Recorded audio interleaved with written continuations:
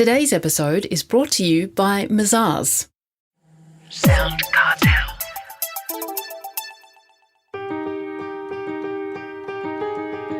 From SoundCartel, I'm Nicole Goodman, and this is Business Essentials Daily.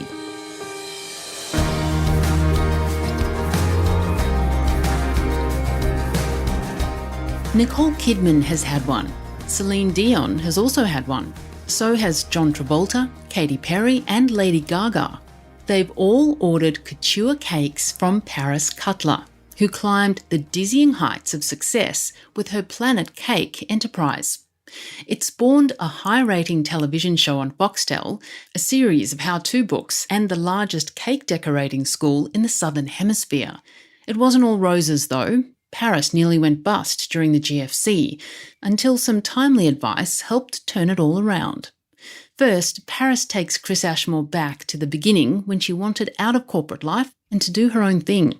I just really wanted to build something, and entrepreneurship wasn't a thing back then. So people say, oh, you want to run a shop? Is that what you want to do? But I knew inside me I wanted to be an entrepreneur. We just didn't have the language. And so it was a desire to build something and have the freedom to experiment with the ideas I had.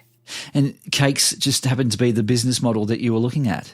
I wasn't a great inventor. That's what an entrepreneur was back then. All the famous entrepreneurs invented liquid paper or something, and I was trying to invent something and I couldn't. So the next idea I had was to find a business in an industry that really hadn't been corporatized, hadn't had proper branding or marketing attention, and use my entrepreneurial talents there. And cakes were it, but as you say, it was something different than the normal cake shop. It was a high-end decorating cake shop. There were only 2 in Sydney and there were virtually none in the rest of Australia. And they did an American style of cake, which is now, of course, very, very popular. But back then in Sydney cost you a lot of money. And they were American style in terms of that's the style that Martha Stewart had. So that high-end decorated novelty cake. Right. There was obviously a craving for that kind of cake for those who had special occasions or weddings, that kind of thing? I tell you what I was looking for.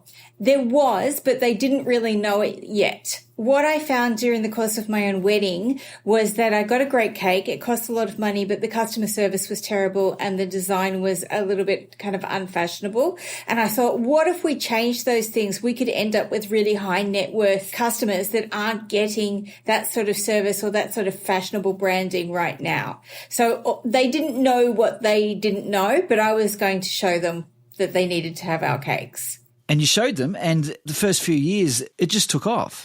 It did. I mean, it was a lot of work, and I don't want to give anyone the misleading idea that I was banking it and, you know, I was a big bowler. Every single cent went back into the business, and building the brands was difficult because we were also educating the market. I mean, or I don't like fondant icing, or my Aunt May is going to make a cake. But I got a lot of traction by finding aligned businesses who were going to refer me business in terms of brand leverage, but also that kind of circle. And I didn't focus on the food world, which was the mistake that I saw all the other cake shops made. I focused on the fashion world.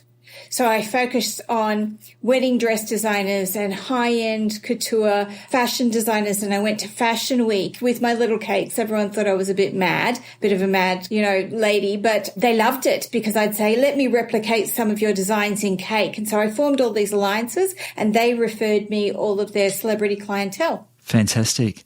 And those celebrities were a good endorsement. They were fantastic. So the first one was Beck and Leighton's wedding cake. If you can cast your mind back and remember when Leighton Hewitt was a big superstar, big A-list star. The next was Nicole Kidman, but my biggest breakthrough celebrity was Rihanna. As soon as I did Rihanna's 21st birthday cake, we just exploded. When I say exploded, I don't want everyone to think that the front doors of my shop flew off and money kind of rolled in. It didn't work like that, although I really hoped it would. But what ended up happening was we became the go-to. We became the darling of the media, and I didn't have to negotiate or explain high pricing anymore. People just got it. Right. Now, things were cruising along pretty well, but then the GFC hit. Can you tell me about that? Oh my gosh, that was so painful for anyone around that could remember that. I lived on gastro stop for about 8 months. I just expanded the business. I'd invested a huge amount of money again. I'd increased our staff by 20%. And I had a sales pipeline that was chock-a-block. Like we almost couldn't take another order. The GFC hit, and I'll never forget it, August 2008. And within 3 weeks, the phone did not stop ringing with people cancelling their events and hence their cakes. And the worst part is we had taken deposits. And so we then had to refund everybody those deposits. And, it nearly killed me. So for the next year, we were in a very, very unstable position. I mean, I was going from week to week in terms of paying wages. And then what happened? You spoke with your landlord. So things, I'm sure other business owners, we never talk about this, but it's common knowledge amongst us that I reached a point where I was insolvent, almost insolvent. I was desperate and I wasn't sure how I was going to pay my rent. So I went to my landlord, who was a very wealthy man, and with the idea that he was going to give me a period of grace or that he was going to invest in my business. And I was pretty sure I was going to be able to do it because I was so desperate I was going to give him 30% of my business for virtually nothing in order to do that for me. And he turned around and he said, I wouldn't invest $1 in your business. It's a dog. And my heart just broke and I felt so humiliated. I could feel the ground opening up underneath me and I was so tired and I was so stressed. But then he said, but I will give you a piece of entrepreneurial advice. And this is the type of stuff, guys, that you can't learn in books. And he said, what's something that you sell really, really easily that you may not be focusing on right now? And I just said, like these little kind of courses that we have on the weekends where we teach mums how to make children's birthday cakes. I guess them, but I mean, we don't make money out of them. We just do them as part of our marketing. And he said, but do they sell out? I said, yeah, they sell out. He said, that's your business. Your business isn't cakes. That's your business. I went back to the shop. I reinvented the brand and our service offering within a week. And within 6 months, I was already turning over $500,000 in courses, and within 2 years I was turning over $3 to $4 million in courses. It was really quite remarkable. It was his nous for identifying what was profitable in my business because I was fixated and hyperfixed on a product that wasn't profitable. Wow. What a lesson, though. But you had to go through the GFC to learn that. Oh, whoa, yeah. That grew hairs on my chest. After that episode, I felt like a leader. The leader in me was born, and nothing ever rocked me again after that. It's just I found myself and I earned my stripes, and I never questioned myself again after that. Is a lesson there diversification is important? Oh, so important. Diversification is so important, not just in terms of revenue streams, but in terms of value offering to customers. So what we're seeing right now is a downturn in the market, obviously, and businesses like me who are only focusing on the top of the market, which is great in boom time, are left, cast adrift when they don't have any mid-market offerings. So even if you're a high-end brand, you need to have different points in the market that you pitch to. And brand is important. Oh, to me, it's the most important thing. I live and breathe brand. So other entrepreneurs are different to me, but I'm a blue ocean strategist.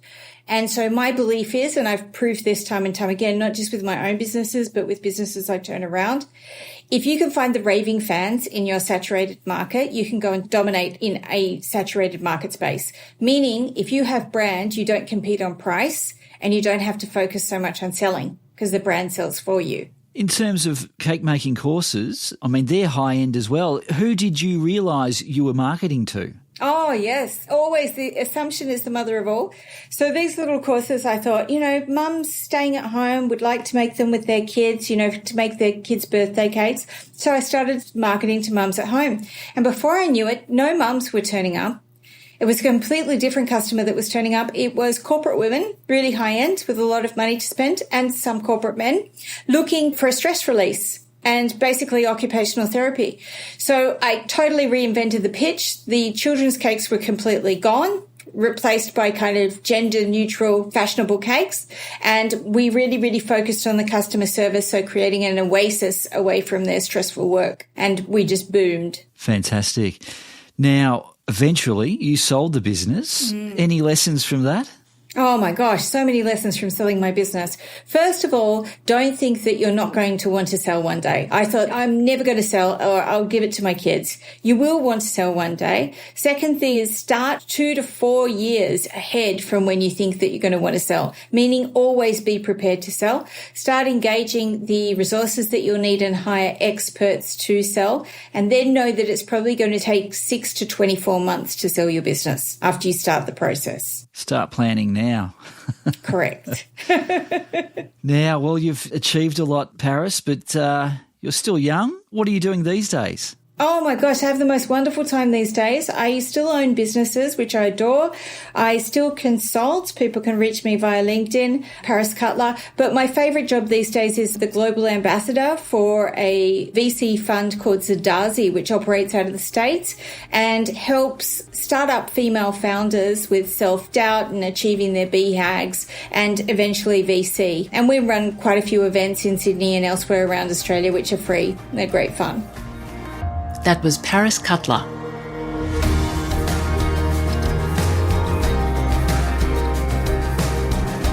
This episode of Business Essentials Daily is produced by the team at SoundCartel. Thanks for listening. I'm Nicole Goodman. We'll bring you more Be Daily tomorrow. Follow @BE Daily Podcast across social media and head to bedaily.com.au for more from the Business Essentials Daily podcast. SoundCartel.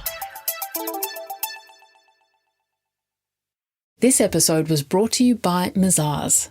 To find out more, visit mazars.com.au. That's mazars.com.au.